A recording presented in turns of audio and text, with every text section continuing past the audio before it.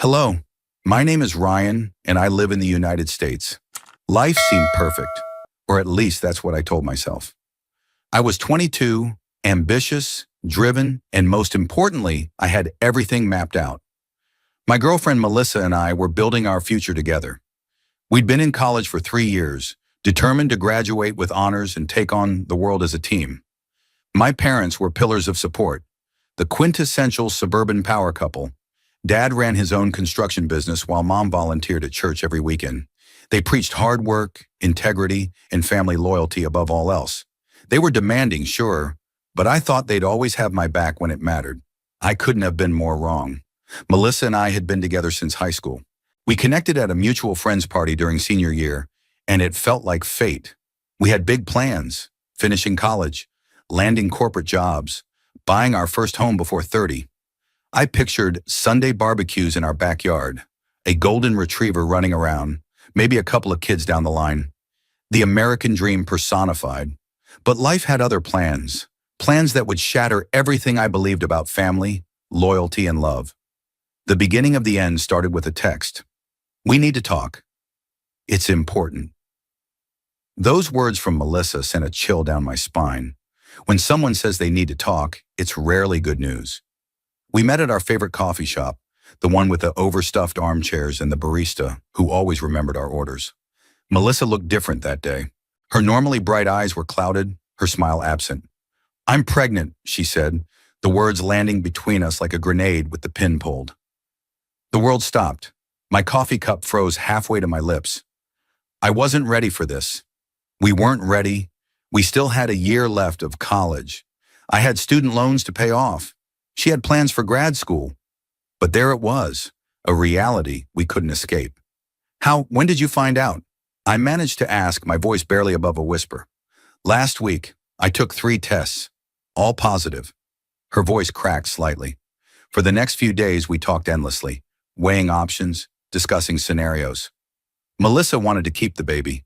Despite the fear in her eyes, there was also determination. I respected her choice. The more we talked about it, the more I warmed to the idea. It wasn't part of the plan, but plans change. We could make this work. I could finish my degree, take that job offer from my uncle's firm, and Melissa could take online classes until the baby was older.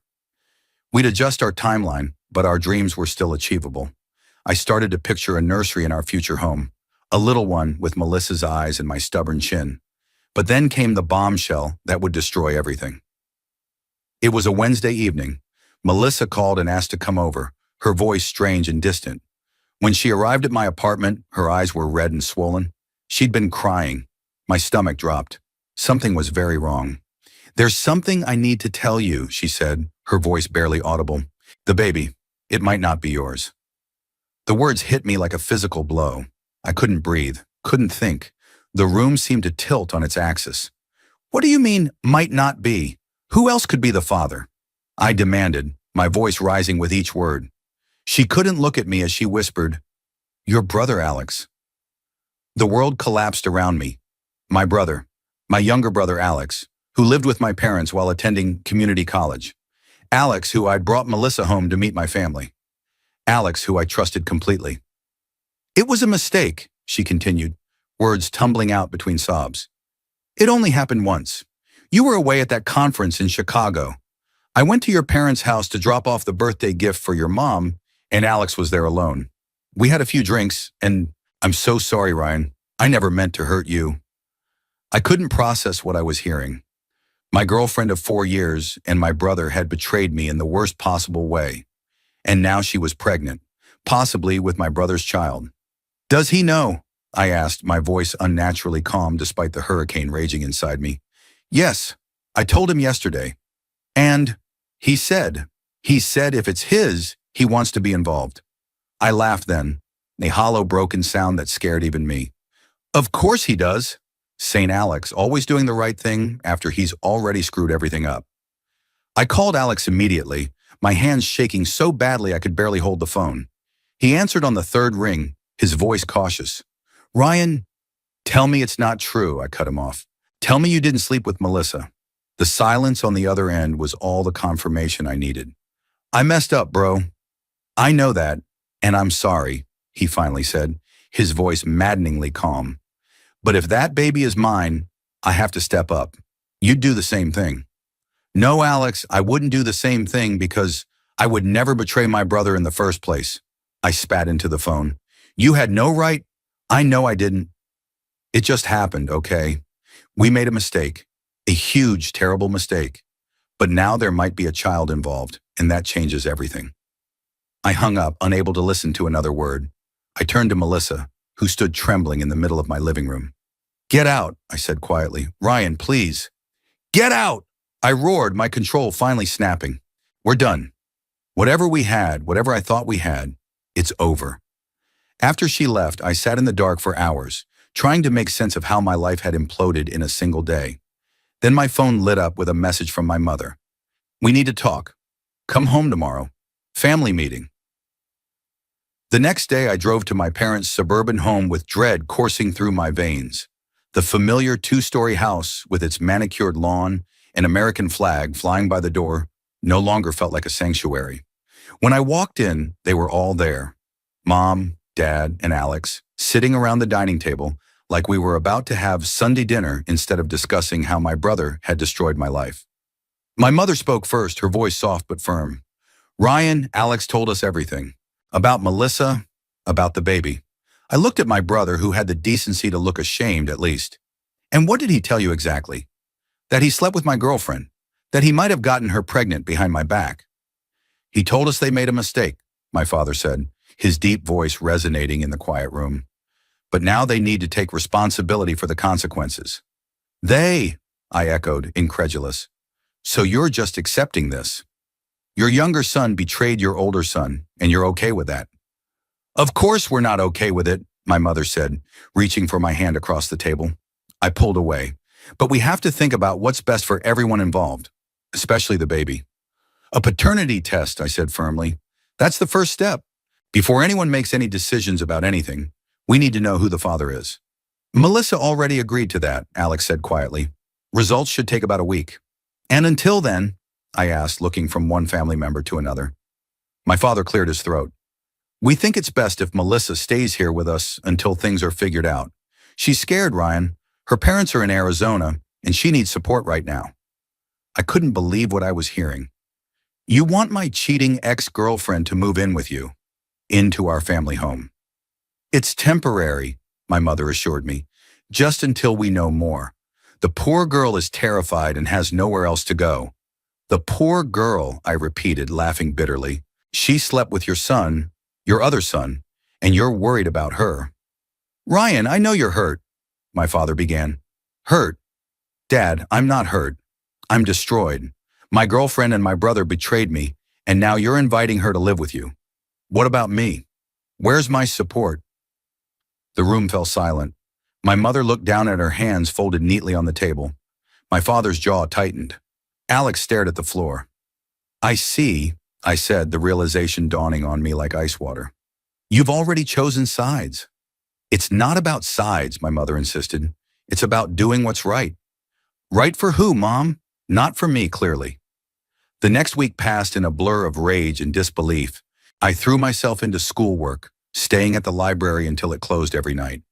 Anything to avoid going home where I might see Alex or, worse, receive another update from my parents about Melissa. They called daily, asking how I was, telling me they were praying for me, for all of us, as if prayer could fix the gaping hole where my trust used to be. Then came the call from Alex. The paternity test results were in. The baby was his. I should have felt something, relief perhaps, that at least I wouldn't be tied to Melissa forever through a child. But all I felt was numb. The fact that my brother had created this situation in the first place overrode everything else. My parents called an hour later, asking me to come over again, another family meeting. This time when I arrived, Melissa was there too, sitting next to Alex on the couch, her hand protectively over her still flat stomach. We've made some decisions, my father announced once we were all seated. Alex and Melissa have decided to get married. The words hit me like a slap. Married. You've been together for, 5 minutes? And those 5 minutes were cheating on me. Ryan, please, my mother pleaded. This isn't helping anyone. We're doing this for the baby, Alex said, looking me in the eye for the first time since I'd arrived. We want to give him or her a proper family. A proper family, I echoed, built on betrayal. That's rich. We need to move forward, my father said firmly. All of us. As a family. And how exactly do you expect me to do that? Just forget everything and play happy families. Be the fun uncle to the kid that destroyed my relationship. We're not asking you to forget, my mother said softly. We're asking you to forgive. It's what we do as Christians. We forgive each other. Don't bring religion into this, I warned. There's nothing Christian about what happened. People make mistakes, Ryan, my father said. Terrible ones sometimes. But we don't turn our backs on family because of mistakes. No, apparently we just invite the mistakes to move in, I retorted. What happened next would haunt me for years. My father stood up, his imposing frame towering over me. That's enough, Ryan. I understand you're hurting, but Melissa is carrying my grandchild. Alex is stepping up to his responsibilities. Now you need to step up and be the bigger person here. The bigger person? Are you kidding me? Why am I the one who has to be bigger? Why isn't Alex being held accountable for what he did? He is, my mother interjected. He's marrying Melissa, changing all his plans to support this baby. That's accountability. And what about me? What about my plans, my future, my trust? Does none of that matter? My parents exchanged a look I couldn't decipher. Then my mother said gently, Of course it matters, sweetheart. But right now we need to focus on the baby, on making sure it has everything it needs. That's when I noticed the boxes in the corner of the living room. Moving boxes, labeled nursery. What are those? I asked, even though I already knew. My father followed my gaze. We're converting your old bedroom into a nursery for the baby. Alex and Melissa will be staying here until they can afford their own place. I stared at them, unable to comprehend what I was hearing. You're giving them my room. You haven't lived here in years, Ryan, my father pointed out. You have your apartment near campus. That's not the point. It's the principle of the thing. You're literally making space for them by erasing me. Don't be dramatic, my father said dismissively. No one is erasing you. Oh, really? Because from where I'm standing, it looks like you've already replaced me with the new and improved family unit. I turned to Alex. Congratulations, little brother. You've finally won. This isn't a competition, Ryan, Alex said quietly. I never wanted any of this to happen. But it did happen, and now everyone's bending over backward to accommodate you, while I'm expected to just smile and take it. My mother stood then and approached me, hands outstretched as if to embrace me. I stepped back. Ryan, darling, we love you. So much. But right now, Alex and Melissa and this baby need us. The Bible teaches us to care for the least among us, and right now, that's this unborn child. Don't, I said, my voice cracking. Don't use the Bible to justify choosing them over me. We're not choosing anyone over, my father began, but I cut him off. Yes, you are. You absolutely are. You're giving them my room. You're planning their wedding. You're talking about family and forgiveness while completely ignoring how I feel about all of this. Ryan, you need to calm down, my father warned. No, I don't need to calm down. I need you to acknowledge what's happening here. You're choosing the son who betrayed me over the son who's always done everything right. You're choosing the girl who cheated on me over me. You're rewriting the whole narrative to make them the victims and me the villain for not getting on board. That's enough, my father thundered, slamming his hand on the coffee table. I will not have you speak to us this way in our own home. Your home, the one you're giving to them, the one where my room is being turned into a nursery for their kid. Ryan, please, Melissa spoke for the first time, her voice small. We never meant to hurt you. I turned to her, rage boiling over. You don't get to speak to me. Not ever again. Don't talk to her like that, Alex warned, standing up. I laughed, the sound sharp and bitter. Defending her honor now. Little late for that, don't you think? That's it, my father said, pointing to the door. I think you should leave until you can discuss this rationally. I looked around at their faces, my father's anger, my mother's tears, Alex's defiance, Melissa's guilt, and realized with perfect clarity that I no longer belonged here. This wasn't my family anymore. You want me to leave? Fine, I'll leave, but don't expect me to come back. I stormed out, ignoring my mother's cries, and slammed the door behind me. In the driveway, I paused, hoping someone would follow me out, tell me to come back, say they were sorry. No one did. The next few weeks were a blur of rage and despair. I stopped answering my parents' calls. I blocked Alex's number entirely. I threw myself into my studies, into my part-time job at the campus bookstore, into anything that would distract me from the crater where my family used to be. I stopped going to church. I stopped believing in a God who would let this happen to me. Then came the email from my father. Subject line, college fund. The message was brief and devastating. They had decided to use my college fund, money I had been counting on for my final year in graduate school, to help Alex and Melissa get started in their new life together. They said they were sorry, but the baby needed stability, and this was the best way to provide it. They said they had faith I would understand someday. I didn't understand. I would never understand. Not only had they taken my brother's side, my girlfriend's side, but now they were taking my money too. Money that was meant for my future. Money I'd been counting on. I called my father for the first time in weeks, shaking with fury. "You took my college fund," I demanded when he answered. "Ryan, we didn't take it. We're reallocating it. To Alex and Melissa, to the people who betrayed me. That money was for my education. You have scholarships, Ryan. You've always been the smart one, the capable one. Alex needs help because of a situation he created, a situation he caused by betraying me." My father's voice hardened. "The situation is what it is. The baby is innocent in all this, and we're going to make sure it has everything it needs. At my expense. Sometimes we have to make sacrifices for family." I laughed bitterly. "That's rich, Dad. Real rich. Apparently, I'm the only one expected to sacrifice. Everyone else gets rewarded for their mistakes. Ryan, I know you're upset. Upset? I'm beyond upset.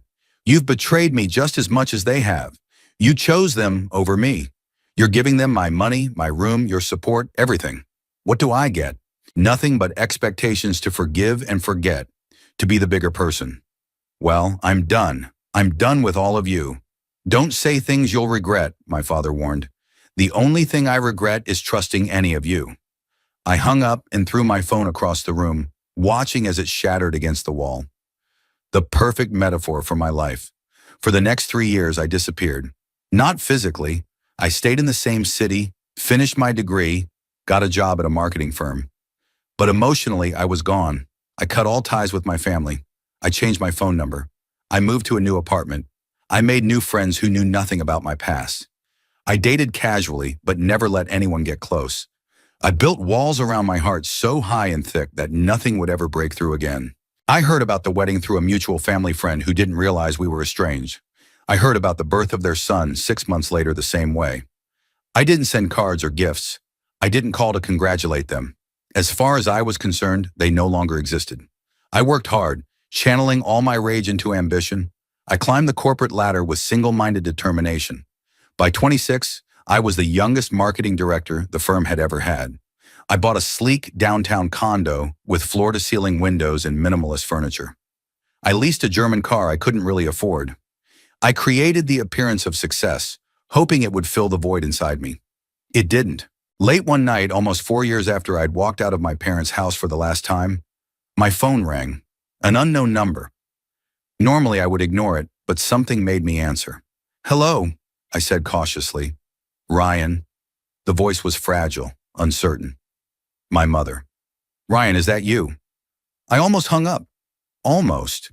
But something in her voice stopped me. "How did you get this number?" She let out a small sob. "Oh, thank God. I've been trying to find you for weeks. Your old work number, your old friends. I finally called your college alumni office and begged them." "What do you want?" I asked, my tone flat. "Ryan, we need help." Her voice broke. "Everything's gone wrong. Your father's company went bankrupt last year. We lost the house. We've been living in a small apartment, but now we can't even afford that. Alex lost his job 6 months ago and can't find another one. Melissa's working double shifts at the diner, but it's not enough. The baby, your nephew, he needs things we can't provide." I said nothing, letting her words hang in the air between us. "I know we have no right to ask," she continued, her voice small. "I know we hurt you terribly, but we have nowhere else to turn. We've exhausted every option. And now you think of me, I said quietly. Now that you need something, you remember I exist. Ryan, please. I know you're angry. I'm not angry anymore, Mom. I'm indifferent. You made your choice 4 years ago. You chose Alex and Melissa over me. You chose their future over mine. And now you want me to save you from the consequences of that choice.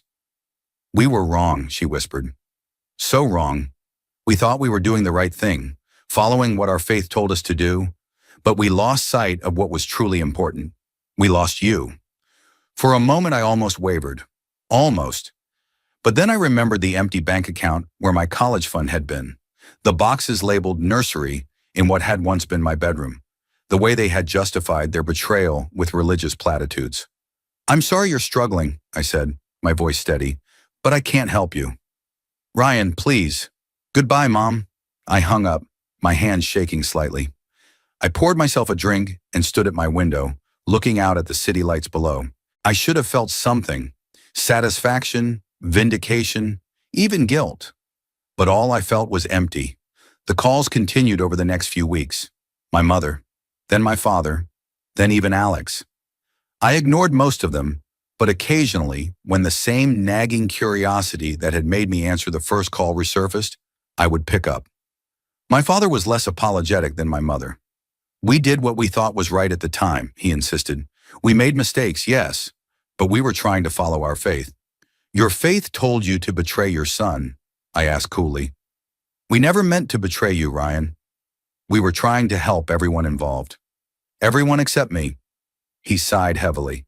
We're asking for your help now. Not for us, but for your nephew. He's innocent in all of this. My nephew, I repeated. The child that was conceived when my brother slept with my girlfriend. The child you took my future to support. That nephew. He's just a little boy, Ryan. A little boy who needs his uncle. He has a father, I said coldly. Let his father take care of him. Alex's call was the worst. He actually tried to justify what he'd done. I know it was wrong, he said, but it led to Jacob, and I can't regret anything that led to him. He's the best thing in my life. Good for you, I replied. I'm happy for you. But that doesn't change what you did to me. I'm not asking you to forgive me, Alex said. I'm asking you to help us. For Jacob's sake. The same way you thought about me when you slept with my girlfriend. The same way Mom and Dad thought about me when they gave you my college fund. That kind of consideration. We were wrong, Alex admitted. All of us. We hurt you badly, and we can never undo that. But right now, we're desperate. Jacob needs medicine we can't afford. Dad's health is failing. We're about to be evicted. We have nowhere else to turn. You should have thought about all of that before you destroyed my life, I said, and hung up. I thought that would be the end of it. But then came Melissa's call. I almost didn't answer, but curiosity won out once again. Ryan, she said, her voice older, harder than I remembered. We need to talk. We have nothing to talk about, Melissa. Maybe not for your sake or mine, but for Jacob's. Her tone was urgent. He's sick, Ryan. Really sick. He needs surgery we can't afford. Your parents are broke. Alex can't hold down a job because he has to take care of Jacob most days. I'm working every hour I can, but it's not enough. We've tried everything. Loans, charities, payment plans. Nothing's working. No, I said nothing. I know what we did to you was unforgivable, she continued. I live with that guilt every day. But Jacob is just a child, an innocent child. He doesn't deserve to suffer because of what we did. And I didn't deserve what you all did to me, I countered. But that didn't stop you, did it? No, it didn't. And I'm sorry, truly sorry.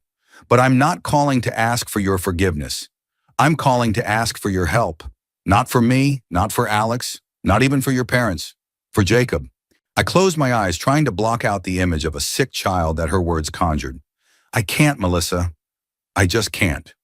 Can't or won't, she challenged. Both. I cut you all out of my life for a reason, opening that door again, even for Jacob. I can't do it. She was silent for a long moment.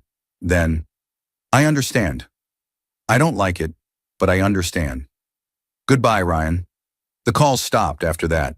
For a few weeks, I convinced myself it was over, that I could go back to my carefully constructed life, free from the pain and betrayal of my past. But the silence was almost worse than the calls. It left me alone with my thoughts, with the images Melissa's words had planted in my mind. A sick child, my nephew, innocent, as they all kept saying. I told myself it wasn't my problem. They had made their choices, and these were the consequences. I had made my choice too, to walk away, to save myself from further hurt. I had no obligation to save them from themselves, but the thought nagged at me, keeping me awake at night. Was I becoming just like them, cold, calculating, putting principles above people? Was I using my hurt as an excuse to be cruel? No, I decided. It wasn't the same. They had actively betrayed me. I was simply refusing to help the people who had destroyed my life.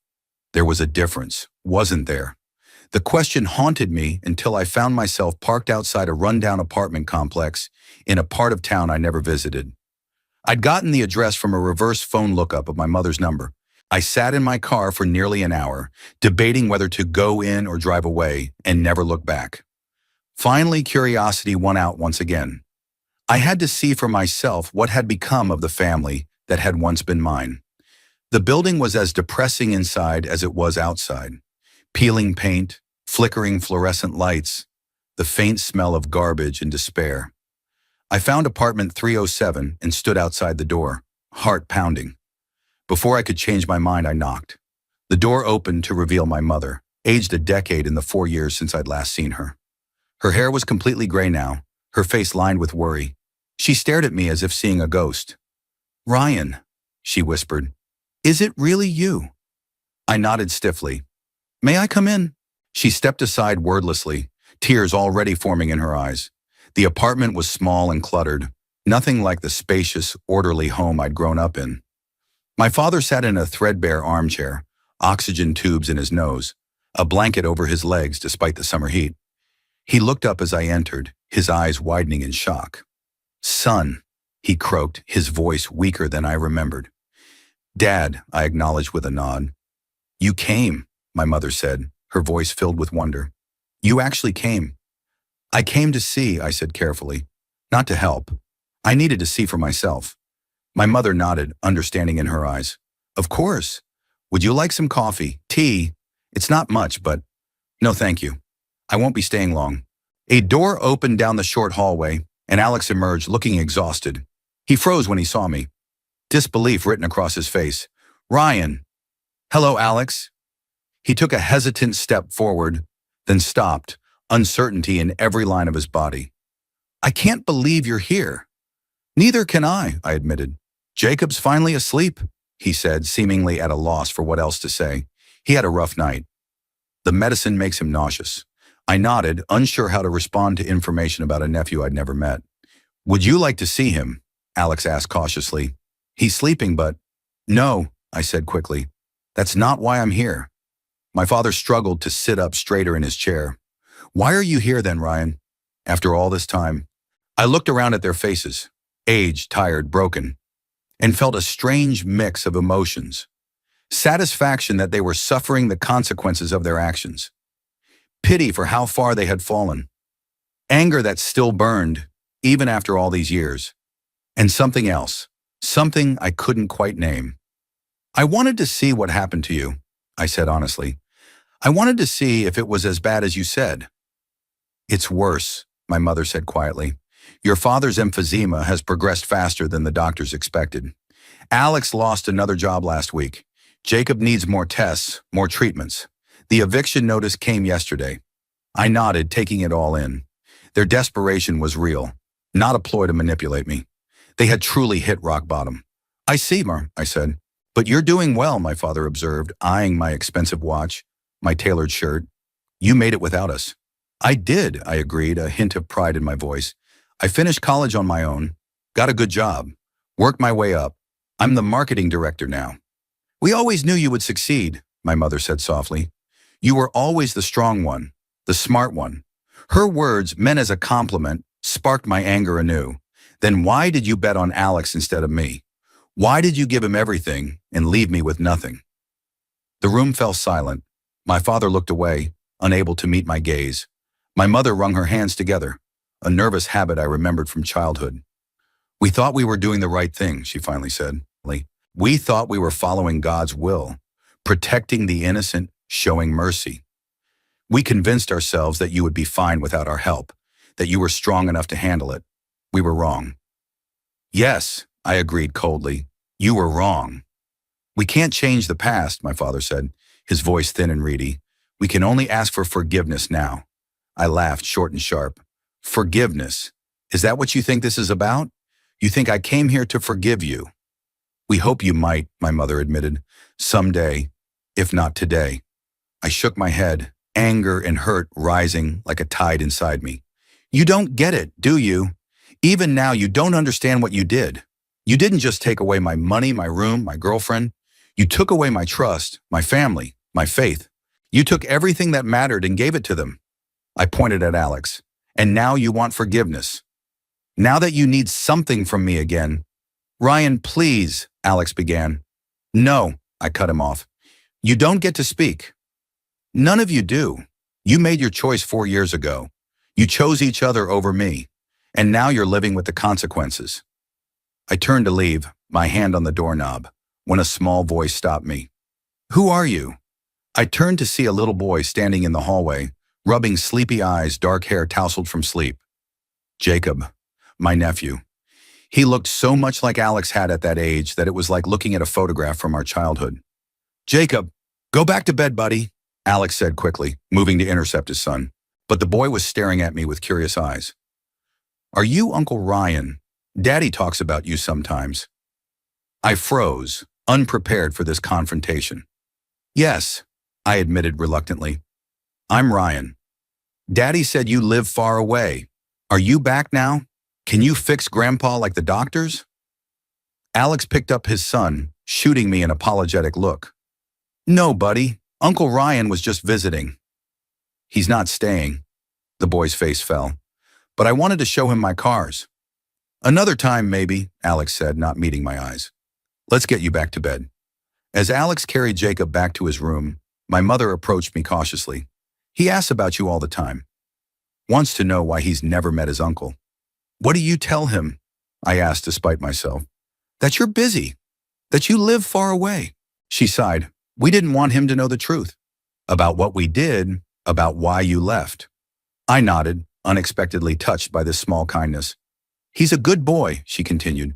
Smart, like you were. Loves dinosaurs and cars, always asking questions about how things work. I said nothing, but I didn't move toward the door either.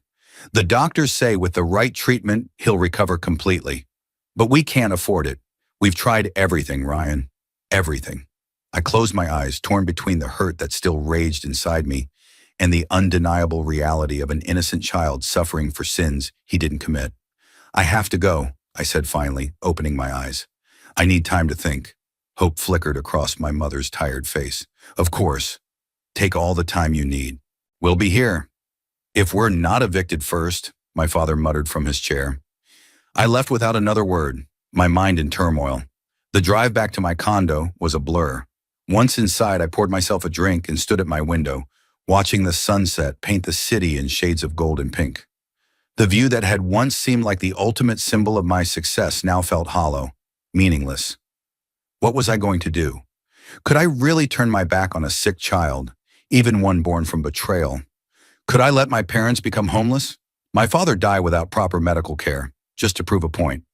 Was my hurt worth more than their lives? But if I helped them, wasn't I just enabling them, rewarding their betrayal?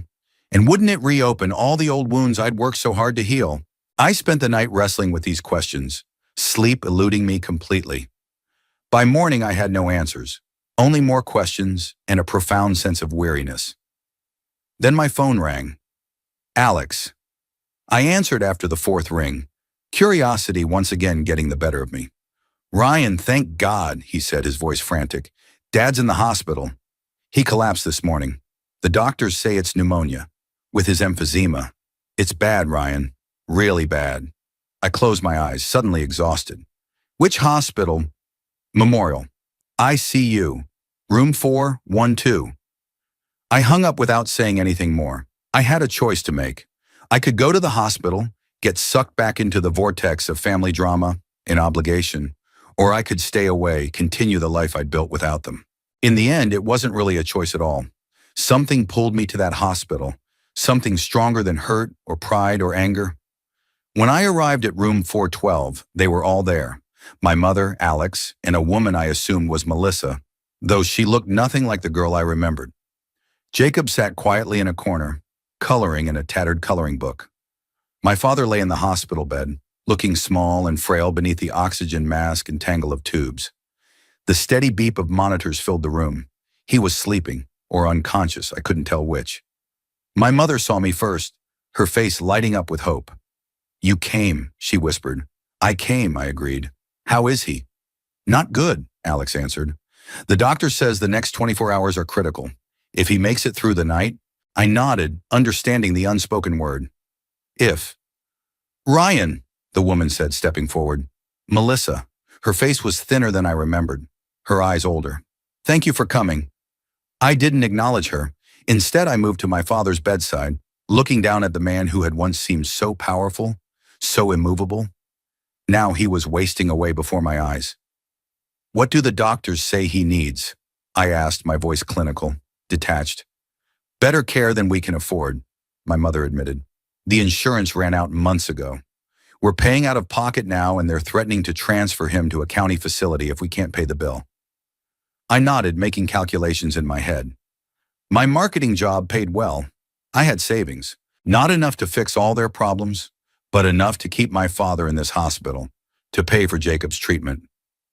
"I'll cover the hospital bill," I said, my voice flat, "and Jacob's medical expenses. But that's it, nothing else." The relief on their faces was palpable, almost embarrassing in its intensity. My mother began to cry, reaching for my hand. I let her take it, though I didn't squeeze back. "Thank you," she sobbed. "Thank you, Ryan. God bless you." "Don't bring God into this," I said quietly. "This isn't about faith or forgiveness. It's about basic humanity, nothing more." She nodded, wiping at her tears. "We understand. But thank you anyway." Jacob looked up from his coloring book, curious about the commotion. "Is Grandpa going to be okay now?" he asked. Alex knelt beside his son. "We hope so, buddy. Uncle Ryan is going to help make sure Grandpa gets the best care possible." Jacob's eyes found mine, wide and trusting. "Thank you, Uncle Ryan." Something in his innocent gratitude pierced the armor around my heart. I nodded once, acknowledging his thanks before turning back to my mother. "I'll speak to the hospital administration about the bill. Is there anything else the doctor said he needs?" She shook her head. "Just time and proper care." "All right, I'll see what I can arrange." I spent the next few hours navigating hospital bureaucracy, setting up payment arrangements, ensuring my father wouldn't be transferred. By the time I returned to his room, visiting hours were almost over. "You should all go home," I told my family. "Get some rest. I'll stay with him tonight." They protested weakly, but the exhaustion in their eyes betrayed them. They needed sleep, a break from the constant vigil. "I'll call if anything changes," I promised. "Go. Take care of Jacob."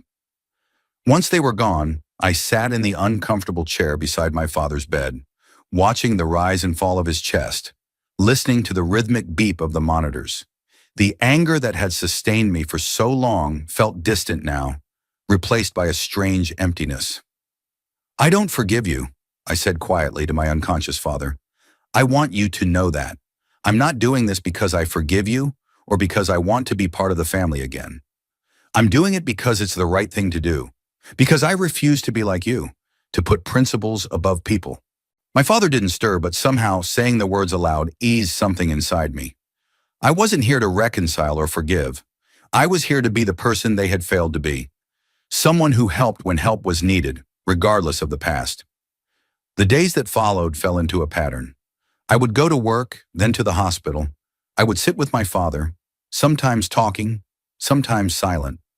I arranged for Jacob's treatment, set up payment plans for my parents' rent, made sure they had groceries and necessities.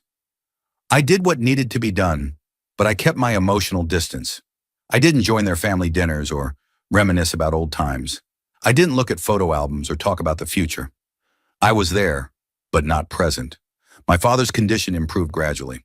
He was moved out of the ICU, then to a regular room, then to a rehabilitation facility. Jacob's treatment began to show results. The circles under his eyes faded and his energy returned. My mother stopped looking quite so haunted. Alex found a job, a steady one with benefits. Melissa worked fewer shifts, spent more time with Jacob.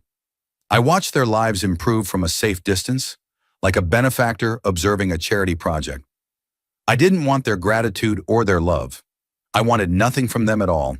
I was doing this for myself, to prove I was better than they had been, to sleep at night knowing I hadn't turned my back on people in need, even people who had hurt me deeply. But life has a way of complicating even the simplest plans. 6 months after my father's hospitalization, I met someone. Her name was Claire, and she was nothing like Melissa. She was confident, independent, with a sharp wit and a kind heart. We met at a work function. She was a graphic designer hired for a campaign I was directing. We started with coffee, then dinner, then weekends spent exploring the city together. She made me laugh, something I hadn't done much of in recent years. Claire noticed my weekly hospital visits, my careful management of my family's affairs. She asked questions I didn't want to answer, pressed for details I wasn't ready to share. "You're helping them, but you won't let them help you back," she observed one night as we sat on my balcony watching the city lights. "You give money, time, support, but you won't take so much as a home-cooked meal from your mother." "Why?" I sipped my wine, considering how much to tell her. "It's complicated. Most family things are," she agreed, "but I'm a good listener." So I told her everything. The betrayal, the abandonment, the years of anger and hurt, the recent reconciliation that wasn't really a reconciliation at all. When I finished, she was quiet for a long moment. Then, "You haven't forgiven them." It wasn't a question, but I answered anyway. "No, I don't think I can." "But you're helping them. Why?" I struggled to articulate what I had never fully articulated even to myself. "Because I won't be like them. I won't turn my back on people who need me, even if they hurt me. I won't use principles or faith or anything else as an excuse to be cruel." Claire nodded, understanding in her eyes. "You're a good man, Ryan. Better than you give yourself credit for." "I'm not," I insisted. "I'm just trying to be someone I can live with." "That's all any of us can do," she said softly. Claire's perspective challenged me. She saw my family through fresh eyes without the years of hurt clouding her vision. She pointed out small moments of genuine remorse I might have missed. My father's quiet tears when I helped him with physical therapy. My mother's careful respect of my boundaries. Alex's unwavering work ethic as he tried to support his family without my help. "They're trying," she told me one day after we'd visited my father in rehab. "They're really trying to make amends." "Too little, too late," I replied. "Maybe," she conceded, "but isn't effort worth something? Isn't change worth acknowledging, even if it doesn't erase the past?" I had no answer for her. The truth was, I was afraid to let go of my anger. It had protected me for so long, kept me safe from further hurt. If I acknowledged their efforts, if I let myself believe they had changed, I might open myself up to pain again. And I wasn't sure I could survive that a second time. But Claire's words stayed with me, making me notice things I might otherwise have ignored. The way Jacob's face lit up when I arrived for visits. The way my mother never pushed for more than I was willing to give. The way Alex worked 2 jobs without complaint, determined to stand on his own feet again. Slowly, almost imperceptibly, something began to shift inside me. Not forgiveness exactly, but maybe understanding. Maybe the beginnings of compassion. My father was released from rehab after 3 months. He would never fully recover. His lungs were too damaged, but he could live at home with oxygen support and regular checkups. Jacob's treatment was working. His doctors were optimistic about a full recovery. Alex had been promoted, Melissa had found a better job, and they were saving for a place of their own. On the day my father came home, I visited briefly, making sure he was settled, checking that they had everything they needed. As I was leaving, my mother followed me to the door. "Ryan," she said hesitantly, "we've been talking, your father, Alex, Melissa, and I, and we want you to know something. We're planning to pay you back. Every penny. It might take years, but we will." I stared at her, surprised.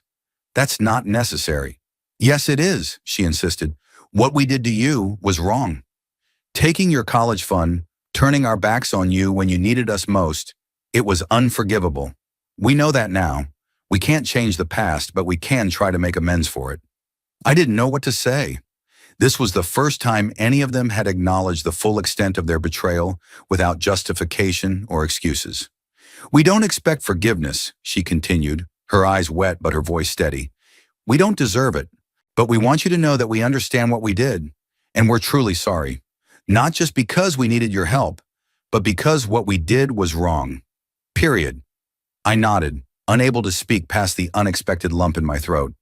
And we're grateful, she added, not just for the financial help, though God knows we needed it, but for the example you've set for Jacob, for showing him what real strength and integrity look like, for being the kind of man we should have helped you become, instead of the kind of people we turned out to be.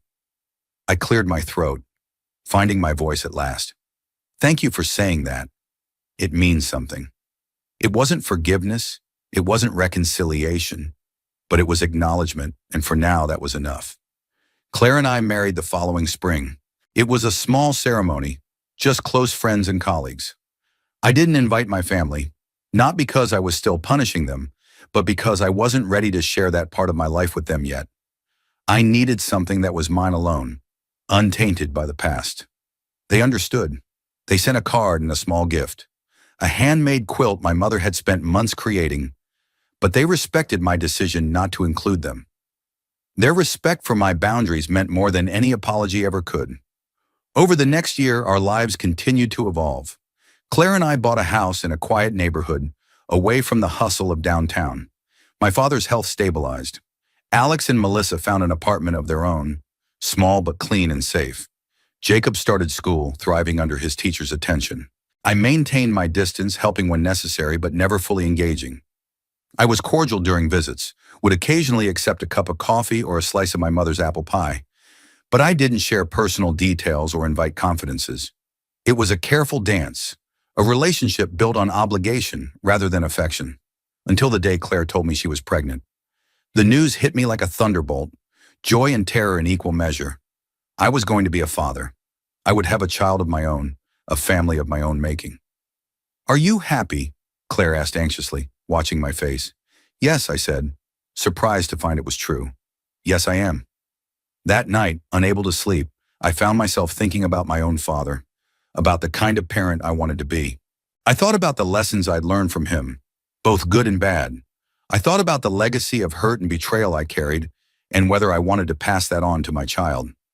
The next morning, I made a decision. I called my mother. I need to talk to all of you, I said without preamble. Can you come to our house for dinner on Saturday? There was a pause then. All of us. Me, your father, Alex, Melissa, Jacob. Yes, all of you. Of course, she said, excitement and nervousness mingling in her voice. We'd be honored. Saturday arrived with a sense of momentous occasion.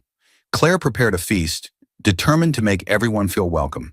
I paced the living room, rehearsing what I wanted to say, how I wanted to say it. They arrived together, a unified front.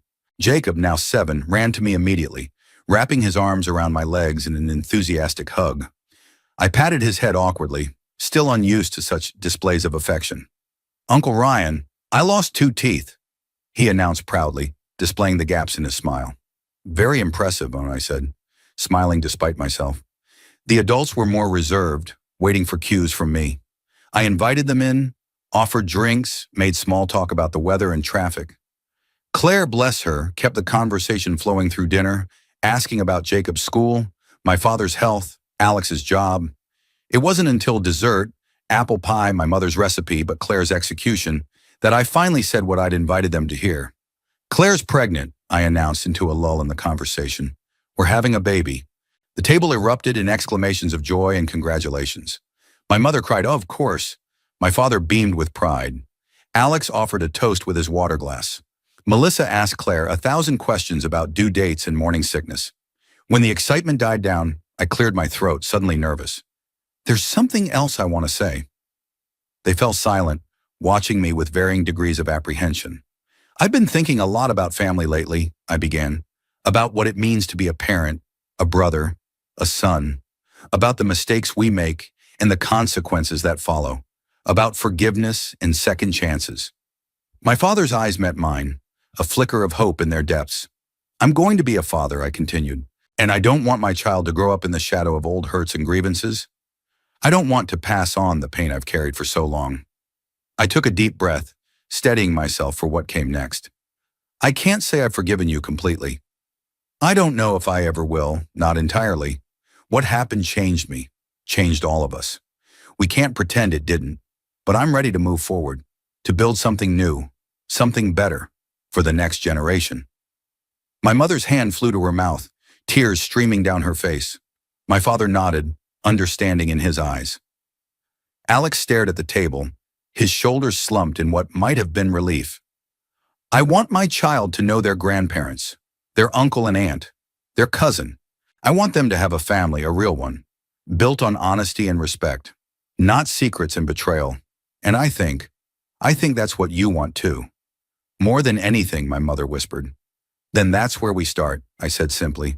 Not with forgetting or excusing, but with honesty, with acknowledging what happened and making sure it never happens again, with building something new from the ashes of what was destroyed. Jacob, who had been unusually quiet during this exchange, looked up from his pie. Does that mean I'm going to have a cousin? I smiled at him, the first genuine smile I'd given any of them in years. Yes, Jacob. You're going to have a cousin. Cool, he said, returning to his pie with renewed interest. And just like that, the tension broke. Laughter rippled around the table, tentative at first, then stronger. We weren't healed, not completely. The scars remained visible in the careful way we interacted. The topics we still avoided, but we had taken a step, an important one. Claire squeezed my hand under the table, pride in her eyes. I squeezed back, grateful beyond words for the woman who had shown me that healing was possible, that moving forward didn't mean forgetting the past. As I looked around the table at the faces of my family, flawed, human, trying their best, I realized something profound. They had once made a choice that destroyed me, choosing my brother's future over mine. Now I was making a choice too, not out of obligation or duty, but out of hope for something better. I was choosing a future where old wounds could heal, where new bonds could form, where the cycle of hurt could finally be broken. It wasn't perfect. It wasn't the family I'd once imagined, but it was real, and it was mine. And for the first time in many years, I believed it might be enough. 6 months later, Claire gave birth to a daughter. We named her Grace, not for religious reasons, but because she represented the grace we had found in starting over, in choosing forgiveness over resentment, hope over despair. My parents, Alex, Melissa, and Jacob, were at the hospital within hours of her birth. As I watched my father hold his granddaughter for the first time, his weathered hands gentle against her tiny body, I felt the last hard edges of my anger begin to soften. Not because they deserve forgiveness, but because I deserve peace. Because Grace deserved a family united by love instead of divided by pain. Because some debts can never be repaid and some wounds never fully heal, but that doesn't mean we stop trying to be better, to do better, for the ones who come after us. My brother got my girlfriend pregnant.